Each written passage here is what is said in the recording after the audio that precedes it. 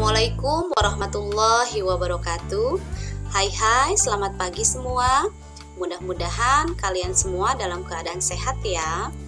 Kemarin kalian sudah melaksanakan penilaian harian KD 3.12, yaitu menelaah struktur dan kebahasaan fabel.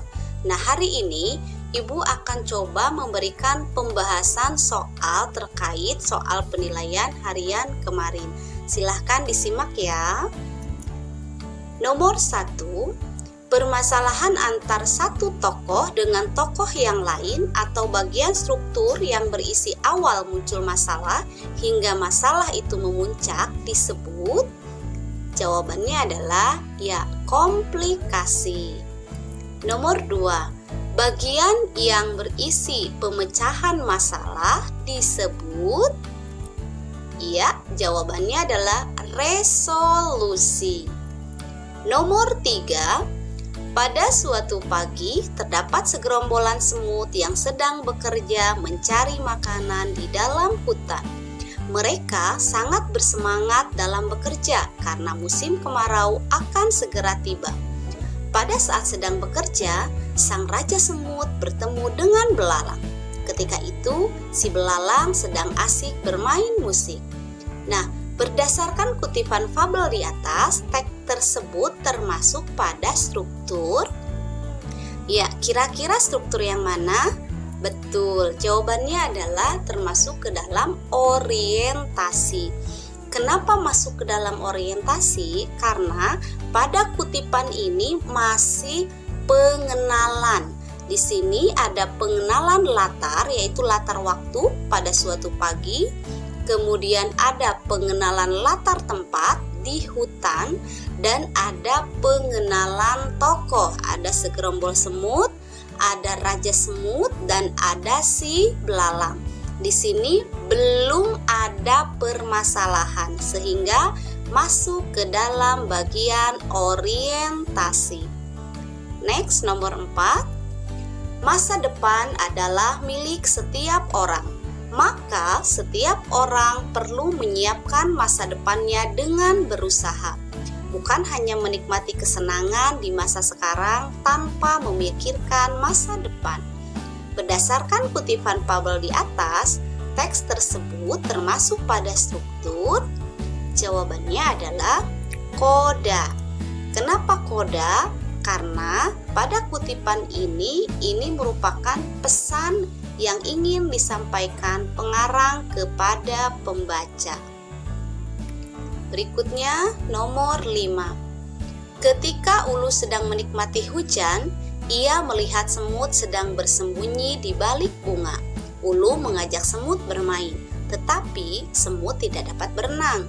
Ulu justru menghina semut itu dengan mengatakan kakinya pendek. Berdasarkan kutipan fabel di atas, teks tersebut termasuk pada struktur.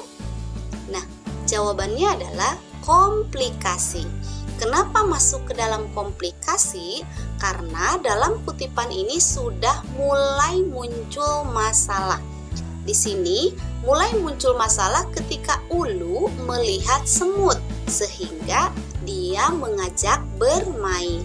Nah, karena semut tidak bisa berenang, akhirnya Ulu menghina semut tersebut. Nah, ini muncul masalah sehingga masuk ke dalam komplikasi. Nomor 6. Aku berjanji tidak akan iseng lagi, kata Kancil. Penulisan kalimat langsung yang tepat berdasarkan kalimat di atas adalah, nah ini kalimat yang tidak tepat.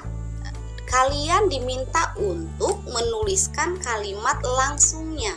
Ingat, dalam penulisan kalimat langsung, perhatikan penggunaan tanda kutip. Jadi kita lihat nih salahnya di mana.